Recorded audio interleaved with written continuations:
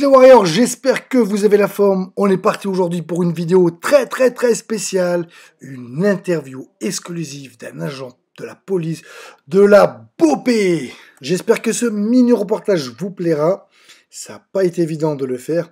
Et ce qui serait bien, je vous demande un maximum de likes pour cette vidéo. La BOPE a été créée en 1978 pour intervenir quand la police traditionnelle ne peut plus le faire. La BOPE est considérée comme la police la plus efficace dans le monde dans le combat urbain ainsi que dans la progression dans les environnements confinés et restreints. Je vous présente Raphaël Bernado, il a 29 ans, ça fait 6 ans qu'il est dans la police et 4 ans qu'il a intégré donc la BOPE. Il est aussi combattant pro de MMA. Voilà pourquoi c'était plus facile de le convaincre de faire donc cette interview. Alors il nous disait que pour rentrer dans la BOPE, la sélection elle est vraiment très difficile. Il y a au départ 550 candidats et ils en prennent que 50. Et après sur les 50, ils vont en garder que 16. Donc 16 sur 550. Je vous dis pas mais waouh, quand tu es agent de police de la BOPE, c'est que tu es forcément un tueur à gages, un mec très bon, très complet à tous les niveaux. Tu peux demander quel é aussi son grade maintenant dans la BOPE? Qual tem a tua função da BOPE agora? Então o que acontece? No BOPE tem dois grupamentos mais específicos. À la BOPE, il y a deux groupes spécifiques, donc il y a deux groupes différents. Que é o que a gente chama de patrulha, que é a equipe que sai mais em situações com tráfico de drogas. Alors c'est une équipe qui sort principalement dans les situations où il y a des trafics de drogue. E tiro não, o só tráfico. Tráfico sem tiro ou quando já tá... Não, tráfico não tem tiro. A gente já diz, assim, o BOPE vai quando já tem aquela situação, já tá no último estágio, entendeu? D'accord. Donc en fait cette équipe-là, c'est pas forcément quand il y a des échanges de tirs, etc. C'est quand déjà voilà, il y a un trafic qui est implanté, donc la BOPE vient intervenir dans ce cas-là. E o grupo de intervenção tática, o GRR, que é o grupo d'intervention tática, que sai em ocorrência com reféns. Sempre que tem ocorrência com refém, por exemplo, o cara só fez um assalto, o assalto foi frustrado, ele fez um refém. Entendi. Alors en fait, donc il y avait le premier groupe là qui intervenait dans les cas de trafic de drogue, etc. Puis ensuite il y a un autre groupe qui, je résumerai, c'est un groupe plutôt d'intervention.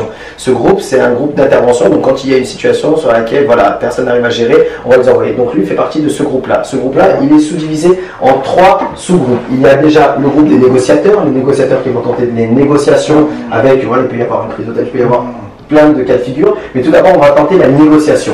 Ensuite, il y a aussi les tireurs d'élite qui vont être postés de très loin et qui peuvent intervenir. Et ensuite, il y a le troisième groupe dont il fait partie, ce sont ceux qui vont réellement intervenir, qui vont aller sur le terrain, donc voilà, avec beaucoup d'action. É o mais perigoso, mais ou menos, o grupo que tu faz parte. Et là, é onde é mais perigoso, porque está arriscando a vida. Et là, c'est ce groupe-là où, oui, effectivement, c'est le groupe le plus dangereux de la BOPE qui, si la négociation n'aboutit pas, alors, contrairement à l'image que l'on peut avoir de la BOPE, ils ne cherchent pas toujours. En fait, ils ne cherchent pas à tuer. Ça, c'est l'image qu'on leur colle parfois. La BOPE. On les appelle brigade de la mort. Oui, porque se fala BOPE a brigada da morte. Mas não é porque você está me explicando que às vezes a pessoa só precisa de ajuda, aí você não vai matar, você vai imobilizar. Mais justement, ça c'est les journalistes qui en font. C'est les journalistes. Et c'est sont a culpa do jornalista que as pessoas têm uma... Voilà pourquoi il faut toujours vérifier et recouper les informations. Bon, là j'ai fait encore un truc, mais ce qu'on dit dans les médias d'information, c'est pas toujours vrai. Et aujourd'hui, ben voilà, il est en train de nous expliquer que voilà, il y a un groupe de négociations, il y a des tireurs d'élite, et qu'ils essaient comme tout d'attraper les gens sans forcément... Avant toute chose, c'est d'abord la négociation. Et ensuite, malgré ça, en fait, ils n'envoient pas toujours les tireurs d'élite, ils vont préférer envoyer le groupe d'intervention avec des armes qui permettent d'immobiliser et de ne pas tuer. Quand il y a la possibilité de ne pas tuer, c'est d'abord on immobilise, on va rendre la personne invalide le temps de l'intervention, puisque souvent c'est des personnes qui agissent par émotion.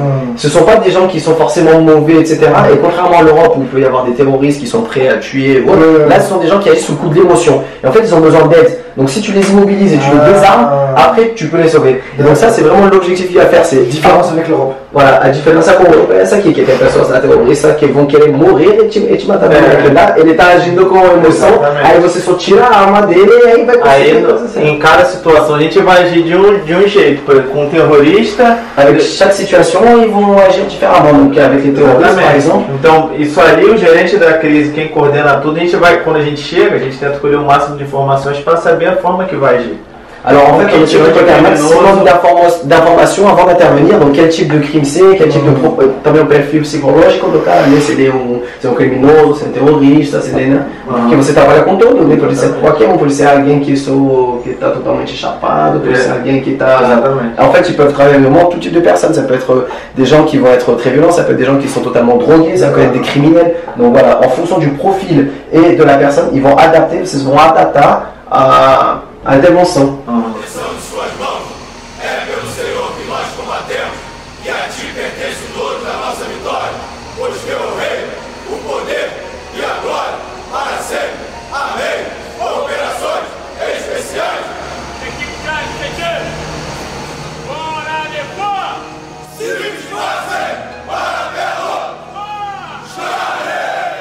Donc la question c'est, est-ce que le fait qu'il fait partie des forces spéciales de la Popé, ça l'aide en tant que combattant de MMA?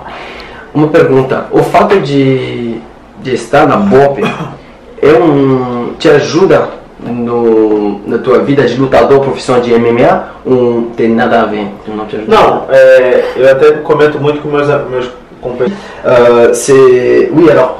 Ça l'aide, bien sûr que ça l'aide. Pourquoi ça va l'aider? Puisqu'en fait, avec la BOPE, ils vivent des choses qui sont beaucoup plus grandes, beaucoup plus dangereuses. Et en fait, ce sont des choses où il y a sa responsabilité, mais sa responsabilité engage aussi celle de ses autres collègues. Ça veut dire, s'il fait une erreur, il risque la vie de ses collègues. Alors que le pire qui puisse arriver en combat, c'est se blesser ou perdre.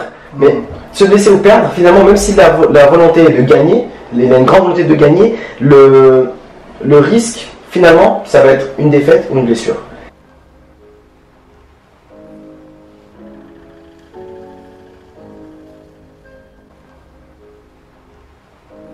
Donc la question c'est, est-ce que le fait qu'il fait partie des forces spéciales de la Popé, ça l'aide en tant que combattant de MMA?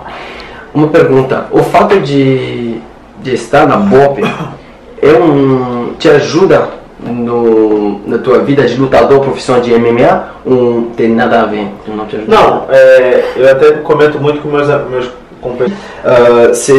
Oui, alors...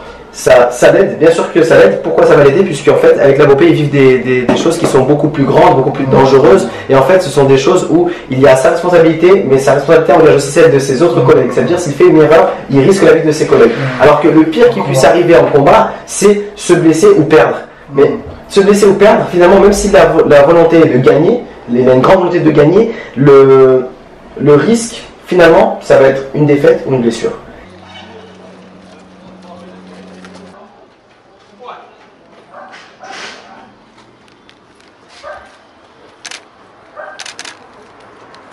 Alors la question en fait c'est comment elle fait pour protéger sa vie privée, sachant que à Rio de Janeiro il y a des gangs, il y a certaines factions. On sait qu'à Rio de Janeiro il y a des bandits qui sont très bien implantés et qui vont jusqu'à commettre l'irréparable, savoir l'exécution de certains policiers. Donc comment lui il se protège par rapport à ça, par rapport à son métier? J'avais déjà rencontré des policiers qui ne disaient pas qu'ils étaient policiers justement par peur de représailles. Donc comment lui est-ce qu'il gère ça? Est-ce qu'il dit à tout le monde qu'il travaille à la police? Est-ce que c'est quelque chose qu'il garde secret ou pas? A minha pergunta é a seguinte, é que aqui no Rio de Janeiro a gente sabe que é meio perigoso, que tem pessoas, tem bandidos que estão bem aqui, que eles têm direito, têm conexões muito importantes. Posso ter como um cidadão comum. Il y a certaines habitudes qu'il ne peut pas faire contrairement à un citoyen normal, il ne peut pas vivre un citoyen normal. Normal. Porque, por exemplo, se ocorrer um assalto, se eu for reconhecido, não vai ter, não tem, tipo assim, não tem negociação, não tem jeito. Si je me fais attaquer bêtement, en fait, juste sur un simple vol, si jamais on découvre que je suis de la BOPE, en fait, il n'y a plus d'issue pour lui. Il n'y a plus d'issue. Se descobrir que eu sou polícia, c'est découvrir que je suis un policier. Ça veut dire qu'il n'y a plus d'issue. Ils vont ça veut dire qu'ils vont tuer. Não tem opção. BOPE tem bandidos que são até policial normal, não é pas BOPE, juste policier. Le fait d'être policier, il combat pour la BOPE lui. Oui, mas então, mas as pessoas sabem porque você luta e você... Não, mas é o que você fala, tipo assim, tem certas coisas que você vai conseguindo com a gente consegue observar as Avec coisas mais que os outros. ils observent mieux en fait qu'un citoyen normal. Donc il y a des comportements qu'ils arrivent à repérer. E daí mesmo se você vai descobrir que alguém tem um comportamento suspeito, tá? Aí você faz o quê? O cara tá chegando muito perto, não sei, ele descobriu que você é um policial, ou talvez ele te seguiu, não sei, tem uma formação especial. Você vê uma situação, você vê um Se cara houver uma suspeito, situation, le mec est super suspect, você vai observar e já vai se preparar Tu vai para a observer. atitude dele, porque et tu vas te préparer à...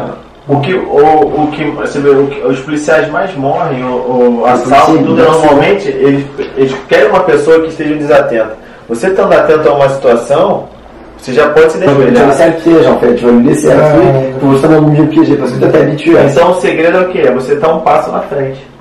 Donc c'est vrai que tu armé aussi, ça veut dire. Então você sempre anda também com a arma, isso aqui é óbvio. Ouais, toujours. Obligé. Obligatoire. Et une dernière question. Pour la rue, d'après lui, qu'est-ce qui serait le mieux en combat? Avec lui, Uma última pergunta. Você acha qual é a melhor defesa na rua? A gente não está falando de MMA, na rua, contra assalto, assim, qual é a melhor defesa? Então, será mais luta livre, será mais MMA, será mais específico? E sim o nível de experiência da pessoa. C'est Por plus exemplo, une expérience de la personne en fait. C'est pas se eu pego um exemplo, eu não pratico Krav Maga, Je fais pas de MMA, então vou usar as técnicas de MMA que eu sei bem. Donc je vais faire des techniques que je suis expert, les techniques de MMA, je les maîtrise bien. Et ce que vous connaissez, que vous savez bien faire, ce que vous savez bien ils faire. sont pas entraînements de self-défense? Et você não tem treinamento de self-defesa ou cravaria? Sim, ils ont. C'est quoi comme système? E qual tipo de sistema que é? Não, assim, é meio que um sistema criado, eu não sei, não tem um sistema específico, por exemplo. Vai ser específico. Imagina um MMA, o MMA foi criado para quê? Na época? Para descobrir qual é a melhor Vão arte. descobrir que ele tem o melhor arte. E no final, E no final, o que aconteceu hoje em dia? Todo mundo treina tudo.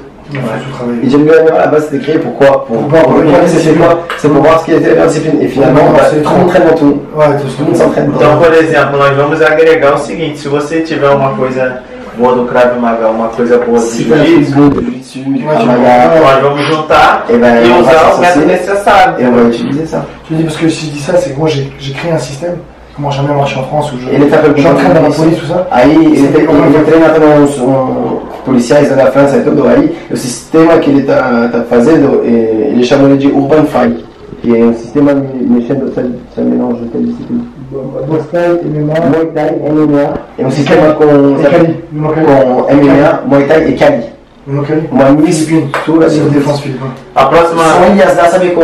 Você quer batom tudo, você sabe? Ouais, bateau couteau. Com pau, com faca, entendeu? É um arte lá que vem da Filipina. Aí ele faz uma mistura do Kali, que é o sistema daquele país, do Muay Thai e de MMA, uma mistura de todos os policiais.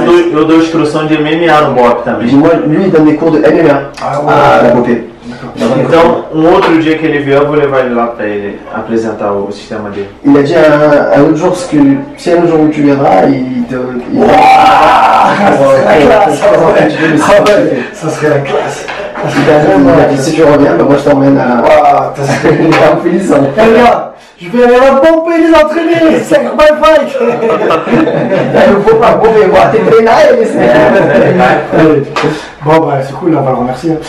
Et en combat, il y a plus quoi? Striking, plus jiu-jitsu? Eu já pergunto, no MMA qual é a tua especialidade? Mais no chão jiu-jitsu, mais Muay Thai, mais. Eu sou faixa preta de. Grau preto de Muay Thai. Ceinture noire de Muay Thai. D'accord. E faixa roxa de Jiu-Jitsu. Só que minhas últimas de jiu-jitsu. 3 lutas eu usei mais Jiu-Jitsu do que MMA. Mais par contre, sur Porque ces eu trois dernières luttes, il a plus utilisé du jiu-jitsu que du. Porque eu penso que no MMA, assim, se você tem que saber do lente. En fait, voilà, c'est ça. En MMA, tu es obligé de tout savoir et tu vas en fait sur le côté fragile de ton adversaire. Tu repères là où il est faible et tu vas. Então, hoje em dia eu treinando muito Jiu-Jitsu e eu finalizei, das 3 últimas lutas eu finalizei 2 e a última eu fiz chão os 3 rounds. Então eu usei mais Jiu-Jitsu do que... 2 fois et par exemple. Moi, j'étais champion du monde en boxe thaï, kickboxing. Ele era campeão mundial de Muay Thai Luta livre. e agora ele tá faixa roxa de luta livre. Donc comme d'habitude, j'espère que cette vidéo vous a plu. Elle était longue, je sais pas si je vais tout mettre. En tout cas, je vous remercie vraiment. Et ce qui a plu que j'ai fait la vidéo, c'est que c'est un combattant de MMA, c'est un champion. Et comme voilà, je suis aussi combattant de MMA, bah voilà, il y a un certain respect, il l'a fait. Voilà. pour l'amour du sport et juste pour ça, on le remercie. Molto obrigado. Merci, merci beaucoup. Merci.